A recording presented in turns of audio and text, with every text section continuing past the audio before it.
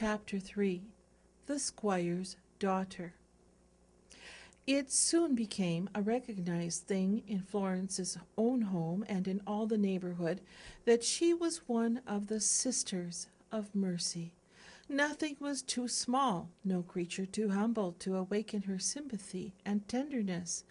When the stable cat had kittens, Florence was the first to visit them, to fondle the tiny creatures and soothe their mother's angry fear. When she walked along the pleasant wood roads of Lea Hurst, the squirrels expected nuts as a matter of course, and could hardly wait for her to give them. When anyone in the village or farm fell ill, it was Florence who was looked for to cheer and comfort.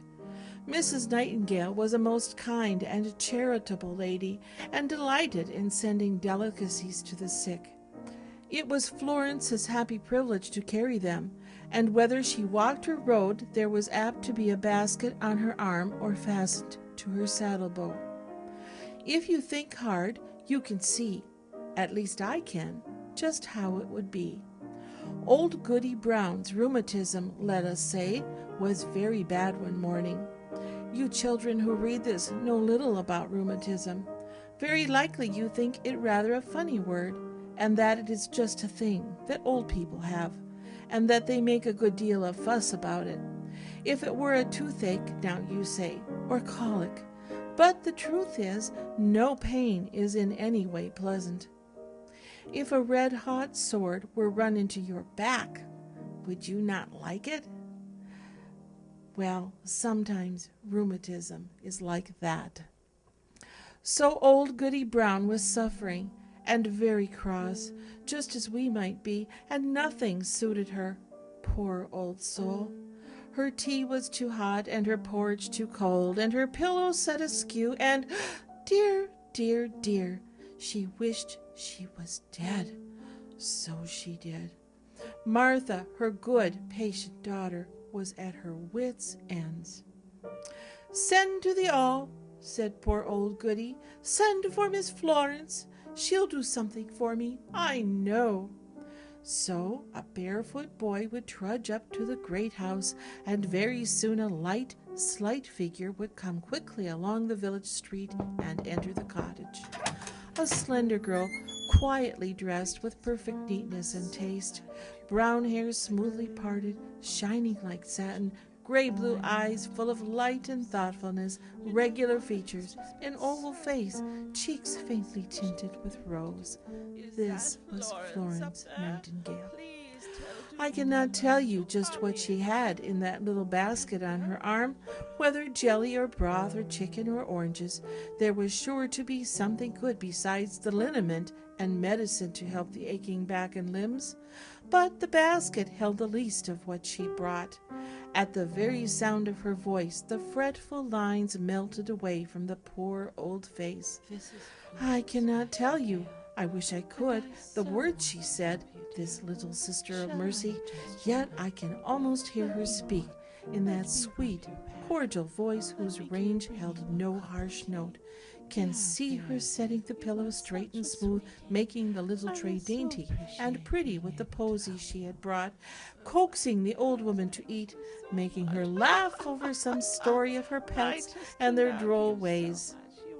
Perhaps before leaving she would open the worn Bible or prayer book and read a psalm.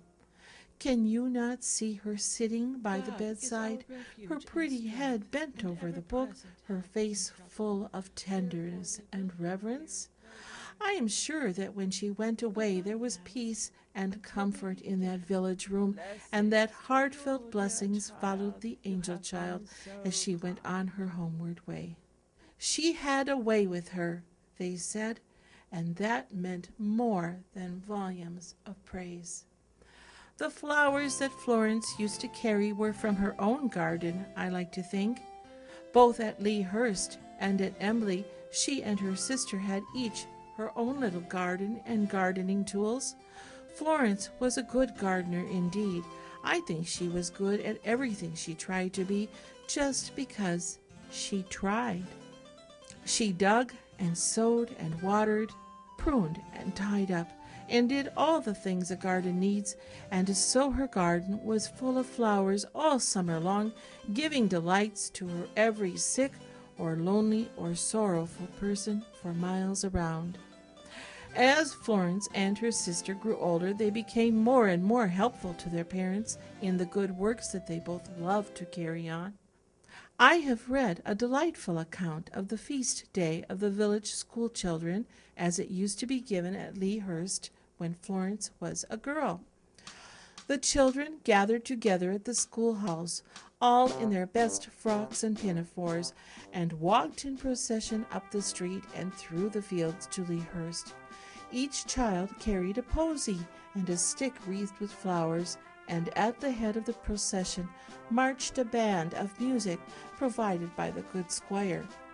In the field below the garden tables were set, and here Mrs. Nightingale and her daughters, aided by the servants, served teas and buns and cakes, waited on their little guests, and seeing that every child got all he wanted, or at least all that was good for him.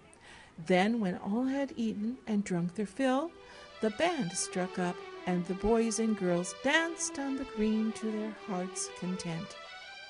What did they dance? Polkas, perhaps, and the redowa, a pretty round dance with a good deal of stamping in it, and of course Sir Roger de Coverley, which is very like our Virginia reel. If you do not know about Sir Roger de Coverley himself, ask Papa to tell you or read you about him, for he is one of the pleasantest persons you will ever know. Perhaps they sang, too.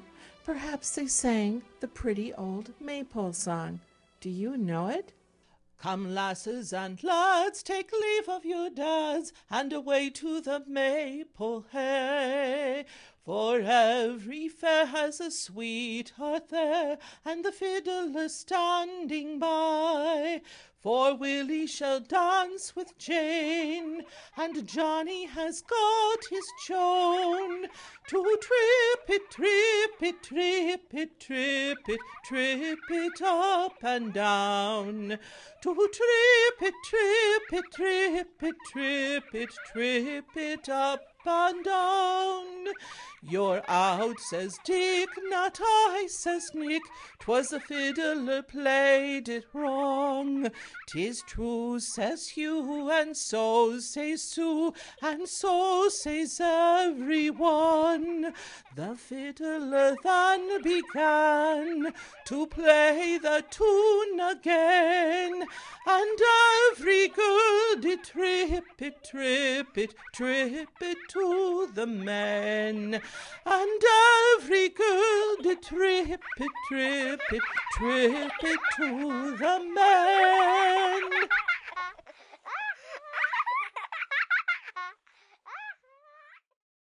Then, when feast and dance and song were all over, it was time to reform the procession and take up the homeward march. The two sisters, Florence and Parthy, had disappeared during the dancing, but now, as the procession passed along the terrace, there they were, standing behind a long table, a table at sight of which the children's eyes grew round and bright, for it was covered from end to end with presents, such delightful presents, books and pretty boxes and baskets, thimble cases and needle books and pincushions, dolls too, I am sure, for the little ones, and scrapbooks, but you can fill up the list for yourself with everything you like best in the way of pretty, simple, useful gifts. I am quite sure that Florence would not have wished to give the children foolish or elaborate gimcracks, and that Mr. Nightingale would never have allowed it if she had. And I think it probable that many of the gifts were made by the two sisters and their kind and clever mother. All about Lea Hurst, in many and many a pleasant cottage home, those little gifts are treasured today like relics of some blessed saint, which indeed is just what they are. The saint is still living, and some of the children of the school feasts are living too, and now in their age will show with pride and joy the gifts they received long ago, from the hands of the beloved Miss Florence.